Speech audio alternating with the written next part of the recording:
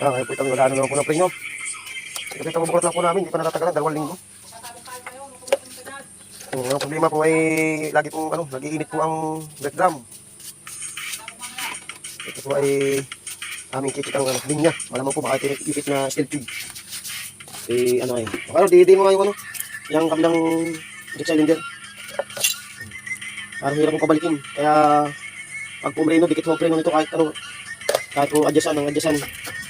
Lagi pong init ang brake drum. Kailangan po iti-check ang linya. Yung steel tube. Kung gano'n po sa master. Kaya po bagong idea na naman po ito. Malaman natin ang linya ay kung good. Yan. Balik ba ako? O yan po. Yan. O sige bitaw. Ayun. Sige bumbay mo. Para malaman ko natin kung ayos ang linya. O malakas. Ayos ang linya. Dito lang po sa pababa ang problema. Isa pa. O yan. Okay. Ayos na. Dito naman. Check mo dito sa kabila. Dito naman. Dito sa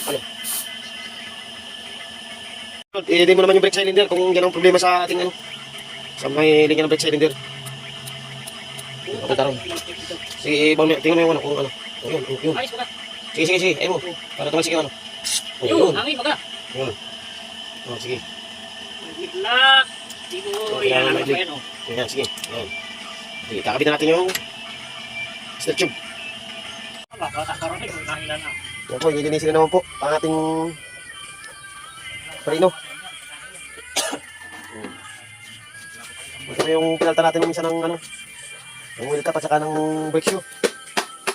Yung problema po laging dumidikit ang brake shoe. Medyo lang po, nakuhaan po namin ng bara dito sa may dugsungan. Mayroon po nakasingit na teflon. Dahil po sanina hindi nabalik ang ang preno. Linya. Dahil naman po natin patapakan kay Colonel. Tapak!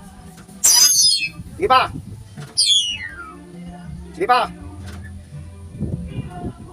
Bitaw! Ayan po. Ang problema. Hindi po nababa ang brake cylinder. Nasa mga po linya. Parehas. I-check naman po namin ang spring. I-exam po naman para iinit po talaga ang brake drum yan. Bali ganyan po hindi nababa ang brake cylinder. Spring naman po.Ag-adjust kami sa spring. Bitaw! Bitaw! Okay. Po, nababa na ang brake cylinder. Tagal na po, nag-adjust sa spring. Spring lang po pala ang nito. Problema. Hindi na niinit ang brake drum. Kaya nang parado. O pisan punta namin ng Lucena. Pagdating ng sigsag, mainit ang brake drum. Yan, kakabitan ka, Lord. Ang gulong. Kaya mo ka, Lord. Wala ko yan. Kaya nang pinabindra.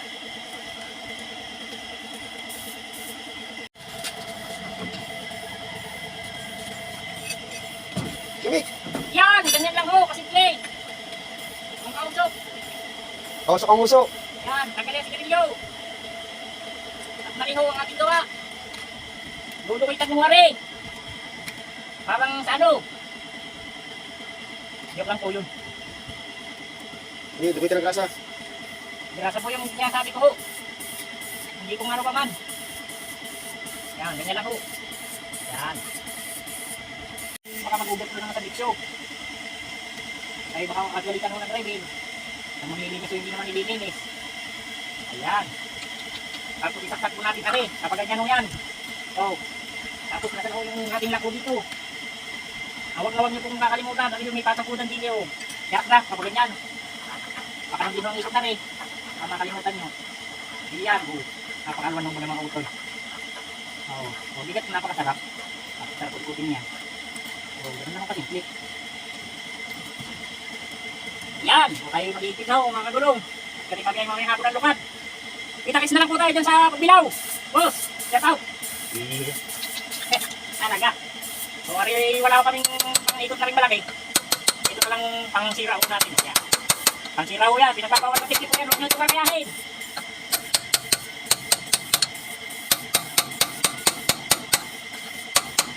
Wala akong liabi si Carlod, kaya sinsil. Karayas na dalawin din. Dito na rin nyo yan. Tapos kami mag-ibig na mamaya ni ako. Sabi wang pino. Umusin. Ano ka? Namita ko na rin. Aray Bibi maso. Mando nga pa rin, labi tubo, Carlod. Mati. Yan ka naman, may gabi tubo pala. Oh. Hindi na kailangan sisiling. Kakagulat ka naman tulad eh. Ito, yan, si Arnold. Oh. Nakapagsalita tuloy nung hindi maganda rin kami nakalive. Ayan, dali pala ng gabi tubo. Aray, kaya kong lustre din. Oh, anong sinsil? Pinapabawal ng tiktik ko yung ganito lang ho. Ang mga paguhan pa ho dyan. Kapuso, ganito lang, pag-ipit. Sabi mamaya pagdating yung abi ka mo. Inaayos na papit yung... Okay, ayos na yan. Mick. Oh, yan na po, nihipit na po natin. Ito na po ang final ho, ito. Ganun na po kasimple ang paghigpit. Final resort. Sabi natatawa lang ho, matausok sa gulong na aking pinagagagawa.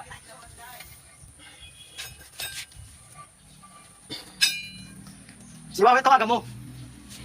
Ayaw na, boss. Okay, higpit na. Balik mo naman ito. Ano? Yan o. Yan o. Hindi pa rin po natin din eh. Ano, ayaw na?